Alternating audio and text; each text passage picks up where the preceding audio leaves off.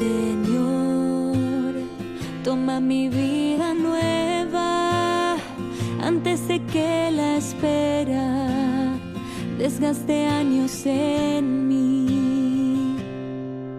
Estoy dispuesto a lo que quieras, no importa lo que sea, tú llámame a servir. Mi nombre es Carlos Power y en cada unidad te voy a contar un poquito más de la experiencia que me ha tocado atravesar a lo largo de estos años. Te conté que era trabajador social y te conté que Dios me permitió también hacer estudios teológicos, así que en esas preciosas aventuras que Dios nos concede, durante muchos años pude estar presidiendo el área de acción comunitaria de la Convención Bautista, y eso me permitió recorrer el país en distintos lugares y llevar adelante una gran cantidad de proyectos en conjunto con las iglesias. Así que muchas de las cosas que vamos a ir compartiendo tienen que ver con ese tinte de la experiencia compartida con cada una de las congregaciones locales. En este caso, en la segunda unidad, vamos a sumergirnos en el Nuevo Testamento.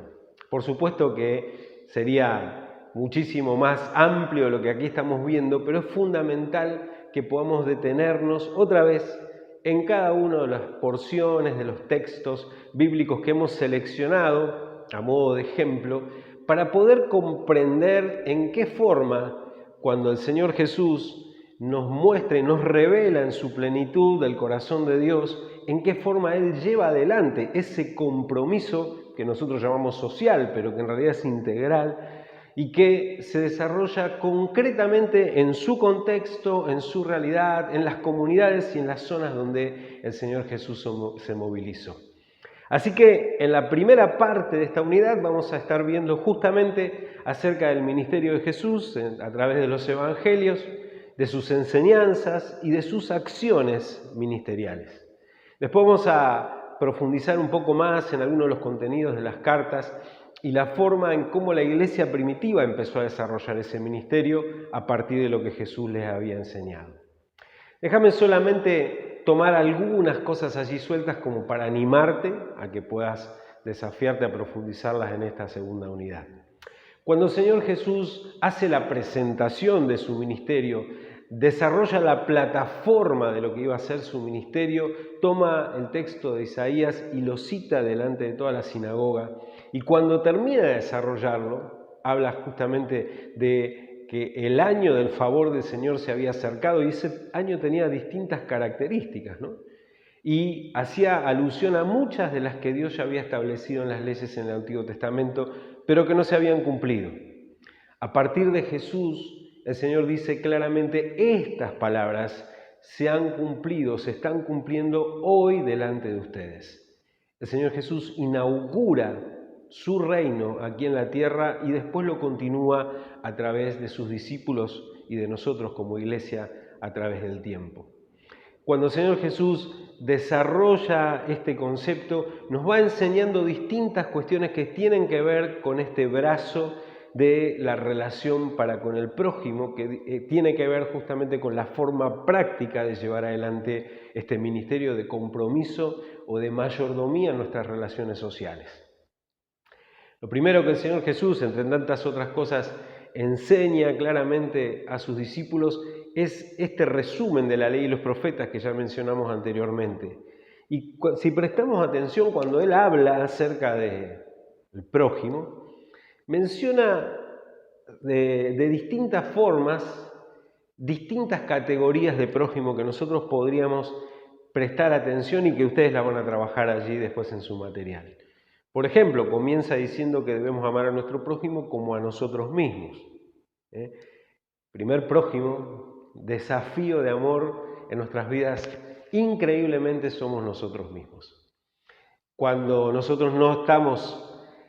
tenemos en claro la forma en que Dios nos ama, entonces solemos distorsionar la forma en que Dios ama a los otros a través nuestro.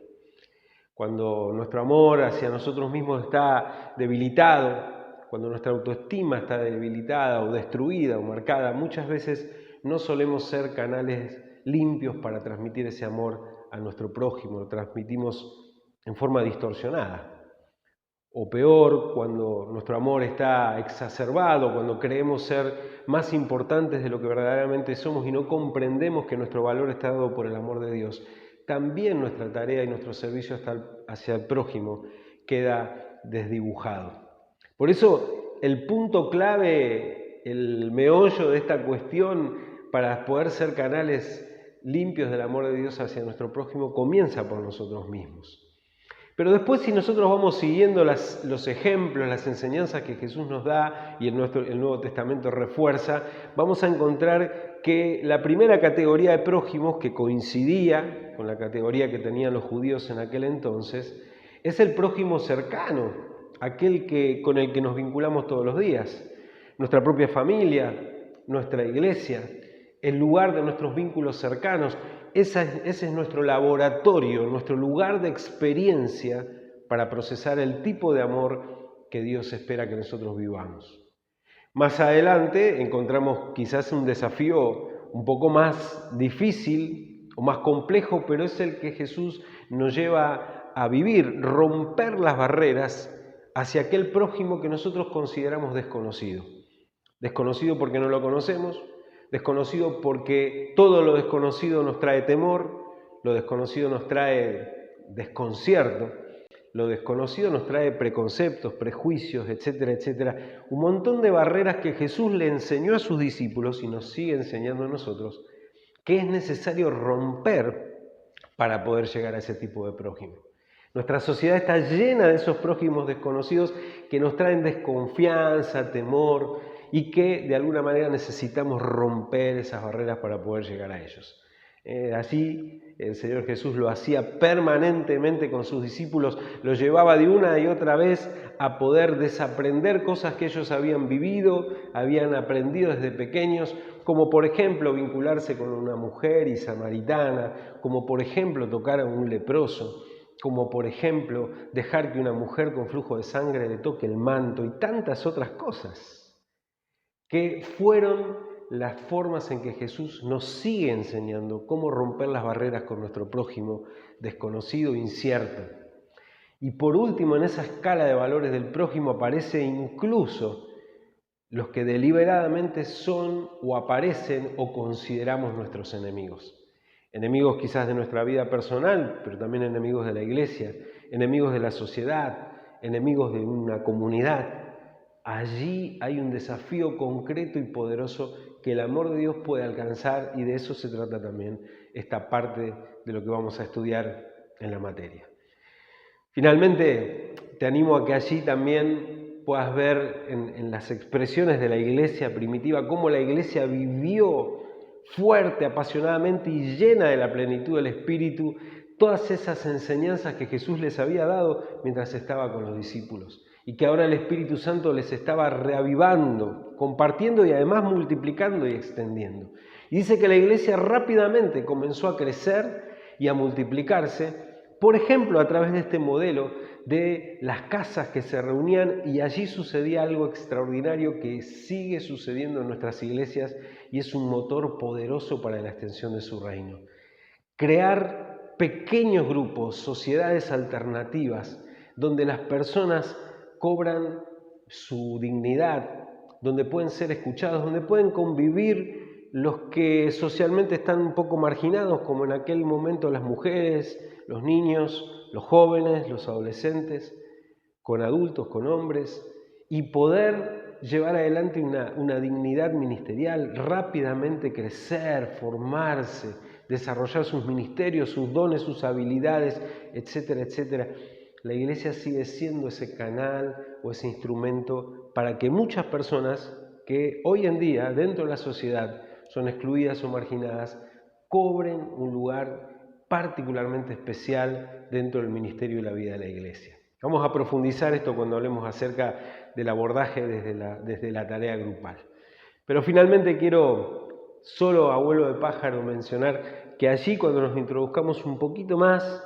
en las cartas, vamos a ver el ejemplo del apóstol Pablo, Vamos a ver las enseñanzas del apóstol Pablo hablándonos acerca de las características, por ejemplo, del amor que Dios espera que tengamos y que compartamos con nuestro prójimo. Vamos a ver a Santiago hablando y desarrollándonos los conceptos de justicia y cómo Dios busca que la justicia sea establecida a través de sus hijos y cómo nosotros nos volvemos representantes del reino de Dios aquí en la tierra cada vez que hacemos lo que Jesús hacía en su tiempo y en su contexto.